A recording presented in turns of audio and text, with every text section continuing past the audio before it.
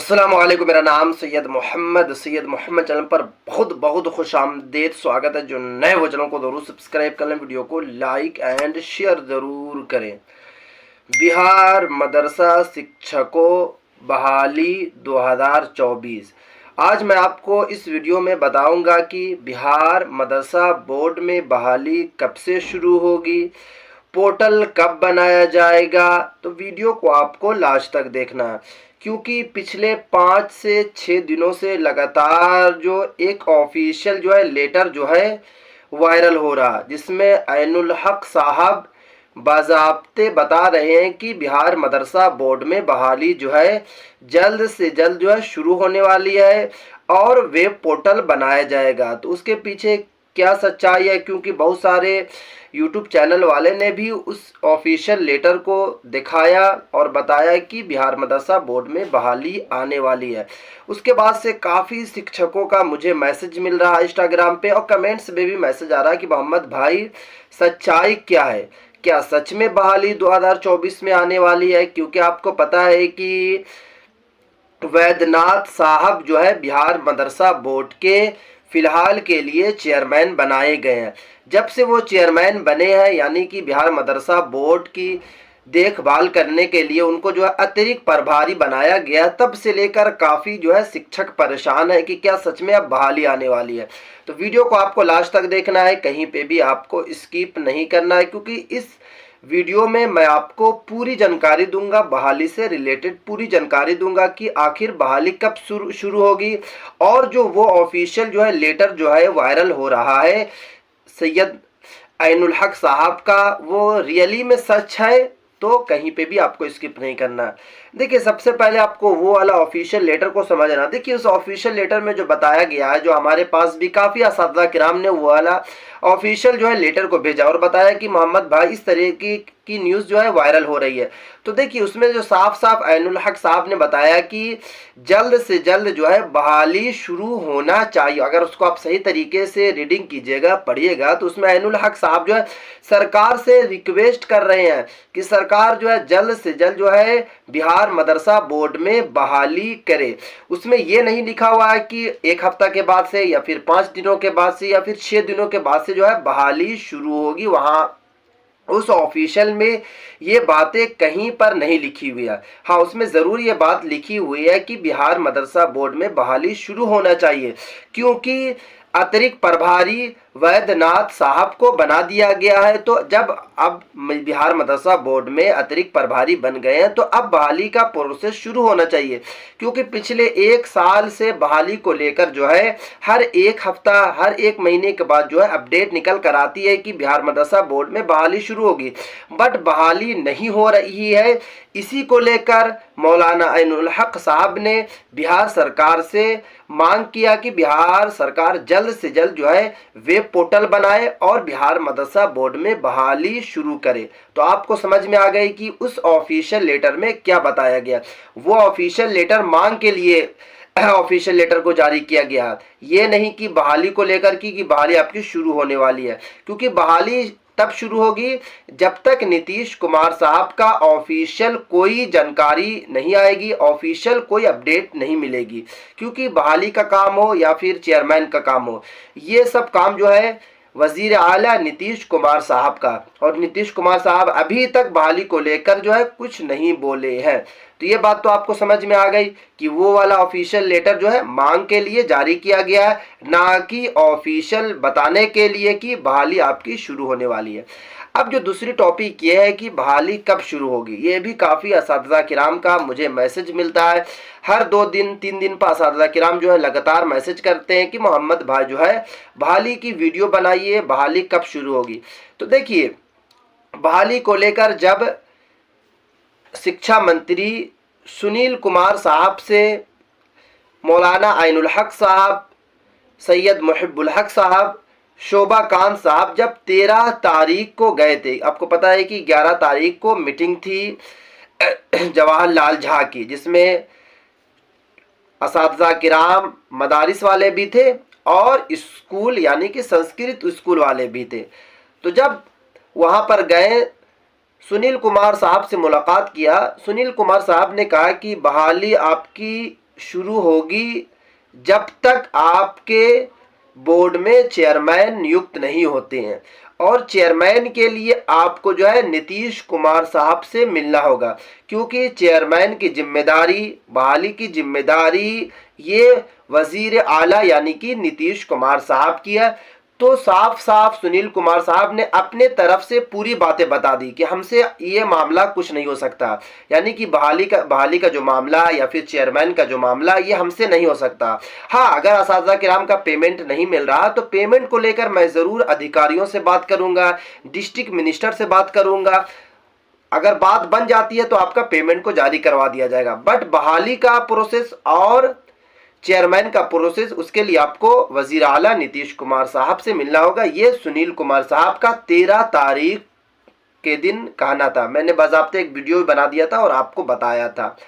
देखिए, अभी आपको पता है कि 25 तारीख से लेकर 28 तारीख तक बिहार मदारिस के असातिज़ा किराम ने गर्दनी बाग में शांतिपूर्ण तरीके से प्रदर्शन किया। प्रदर्शन के बाद आपको पता है कि कारी शुएब साहब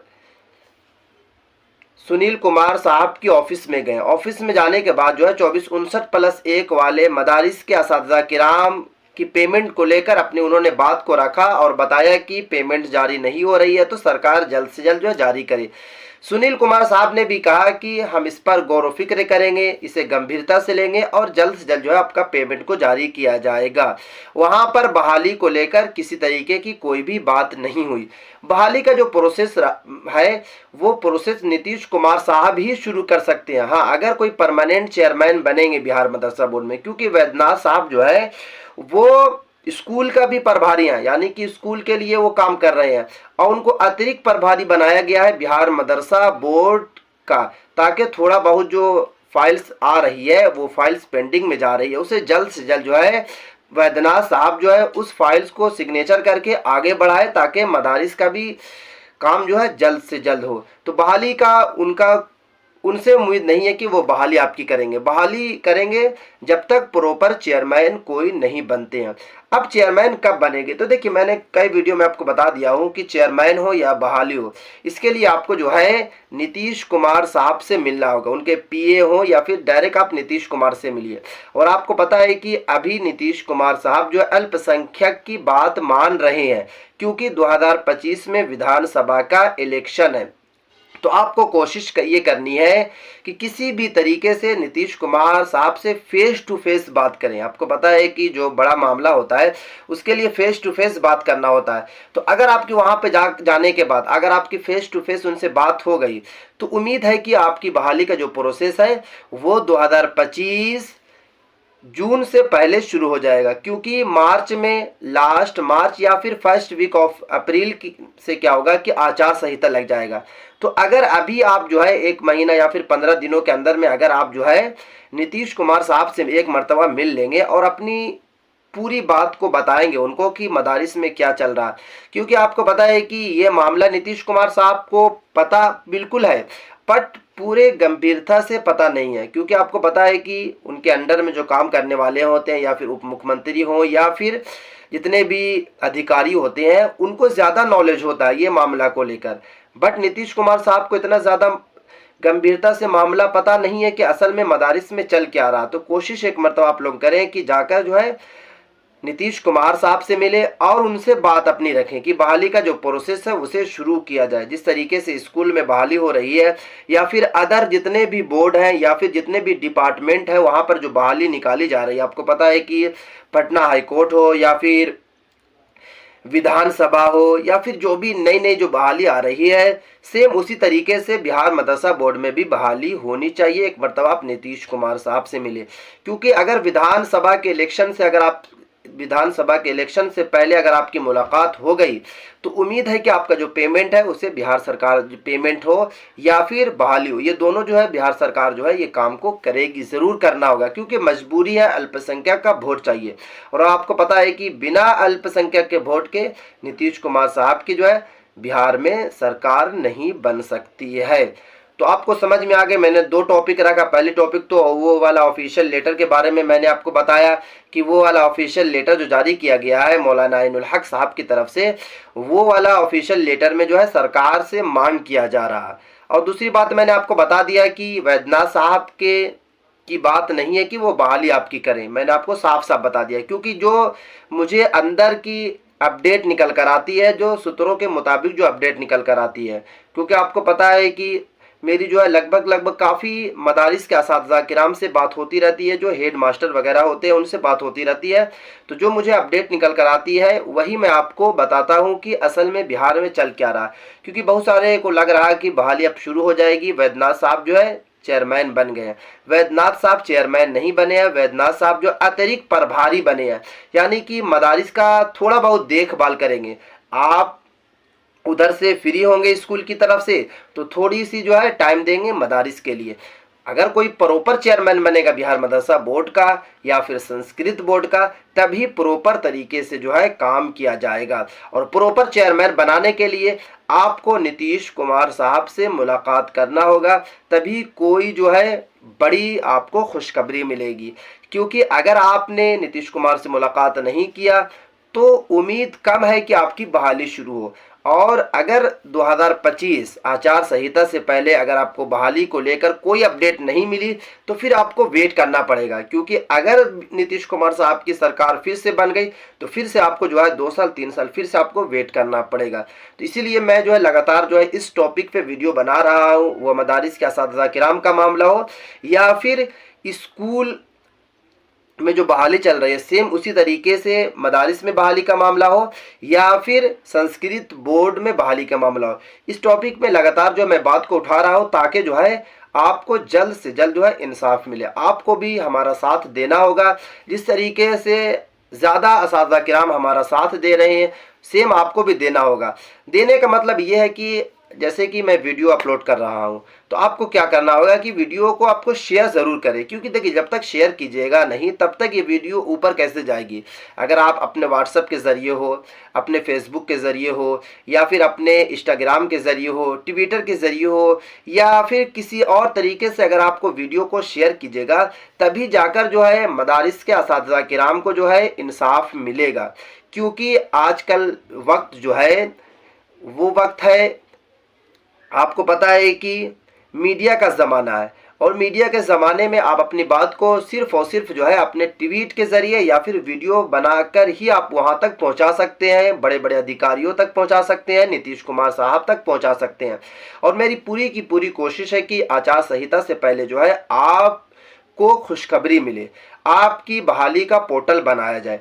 क्योंकि जब पिछले जो चेयरमैन थे सलीम परवेज साहब जो चेयरमैन थे, उसके बाद जो है फिर सलीम परवेज चेयर बने। जब सलीम परवेज साहब चेयरमैन बने तो आने के बाद उन्होंने लगभग 10 से 15 दिनों के बाद ही बता दिया कि 20 दिनों के अंदर में पोर्टल बन जाएगा।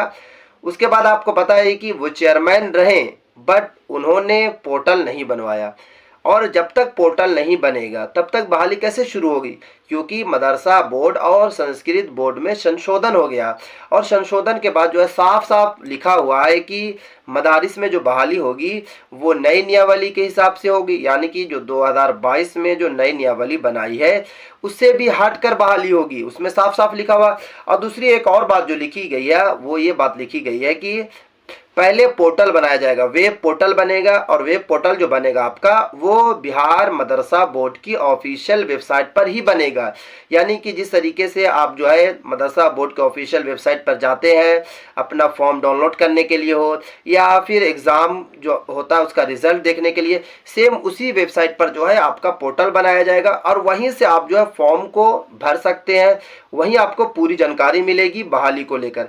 जैसे आपको बीपीएससी जो है अभी जो बहाली बिहार स्कूल में हो रही है तो बीपीएससी करवा रही है, तो जो भी आपको जानकारी मिलती है वो बीपीएससी के थ्रू मिलती है। यानी कि बीपीएससी के ऑफिशियल वेबसाइट पर आप जाते हैं तो आप कट ऑफ डाउनलोड कर लेते हैं, आप वहाँ से रिजल्ट डाउनलोड करते हैं, आप वहाँ से फॉर्म भरते हैं। यानी कि सारी का सारा जो काम होता है वो बीपीएससी के ऑफिशियल वेबसाइट पे होता है। तो सेम बिहार मदरसा बोर्ड की ऑफिशियल वेबसाइट से आपका काम होगा। पहले वेब पोर्टल बनाया जाएगा। वेब पोर्टल कब बनेगा? जब तक आप सरकार से मांग नहीं करेंगे।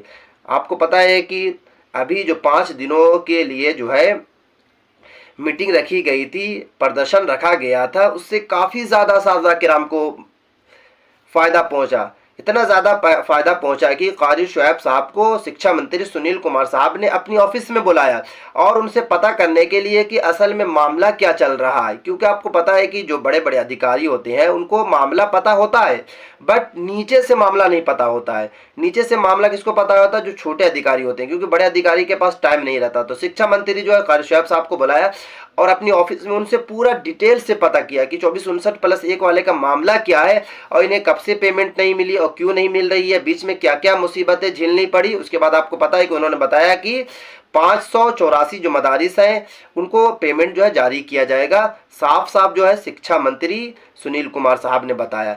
तो उसके बाद आपको पता है कि अब तो बहाली का प्रोसेस रह गया, क्योंकि सबसे ज़्यादा जो अभी परेशान है असातिज़ा किराम वो दो को लेकर, एक तो अपना पेमेंट को लेकर, दूसरी बहाली को लेकर।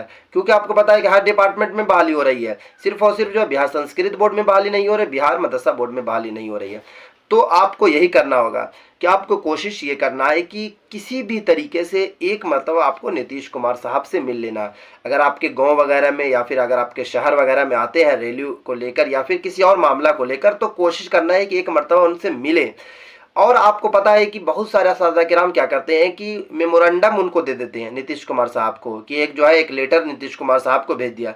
नीतीश कुमार साहब पे वो लेटर नहीं जाता, लेटर इधर ही पीए वगैरह के पास रह जाता है या फिर इधर ही रह जाता है, नीतीश कुमार साहब के पास नहीं जाता।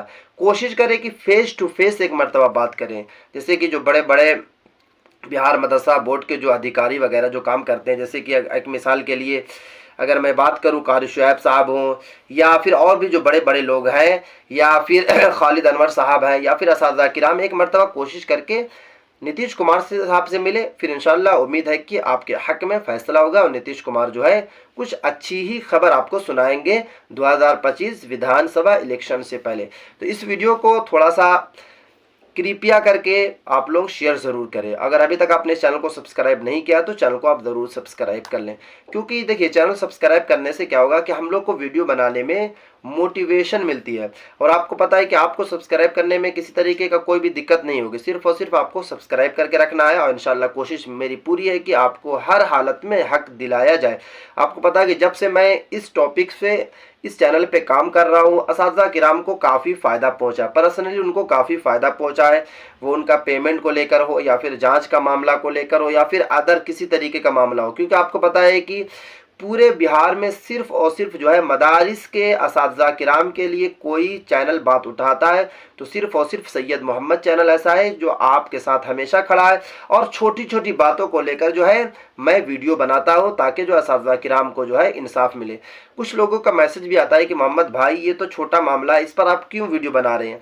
देखिए छोटा मामला आपके लिए है, बट असातिज़ा किराम के लिए वो बड़ा मामला है। पेमेंट कोई छोटा मामला नहीं है, बहुत बड़ा मामला है। तो छोटी छोटी बातों को लेकर जो है वो सदर सेक्रेटरी की नियुक्ति हो, मदरसा में नियुक्ति हो या फिर किसी तरीके का कोई भी और मामला आता है बिहार मदरसा बोर्ड में, तो सबसे पहले मैं वीडियो बनाकर जो है सभी लोगों पर पहुंचाने की कोशिश करता हूं।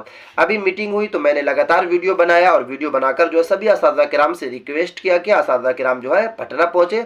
और आपको पता है कि माशाल्लाह असातिज़ा किराम पटना पहुंचे, बट काफ़ी कम मात्रा में पटना पहुंचे, ज़्यादा मात्रा पर नहीं पहुंचे। बट वीडियो बनाने से उनको काफ़ी फ़ायदा हुआ कि उनको जानकारी वगैरह मिलती रहती है। तो चैनल को आपको सब्सक्राइब करके रखना है, बेल आइकन को ज़रूर प्रेस करके रखना है, क्योंकि जहां से थोड़ी सी भी मुझे अपडेट निकल कर आती है मैं आपके पास सबसे पहले वीडियो बनाकर पहुंचाने की कोशिश करता हूं। क्योंकि इस चैनल का बनाने का सिर्फ और सिर्फ मकसद ही यही है कि आपके पास जो है बात को पहुंचाया जाए, नीतीश कुमार साहब के पास बात को पहुंचाया जाए और आपको इंसाफ दिलाया जाए। क्योंकि जितने भी बड़े बड़े चैनल हैं, अगर मैं आज तक की बात करूं, एनडीटीवी की बात करूं, न्यूज़ 18 बिहार एंड झारखंड की बात करूं या फिर जितने भी बड़े बड़े चैनल हैं, इंडिया टीवी की बात करूं, कभी भी मदारिस के असातिज़ा किराम के लिए वो वीडियो नहीं बनाते हैं। तो ये थी काफ़ी इंपॉर्टेंट वीडियो। अस्सलाम वालेकुम।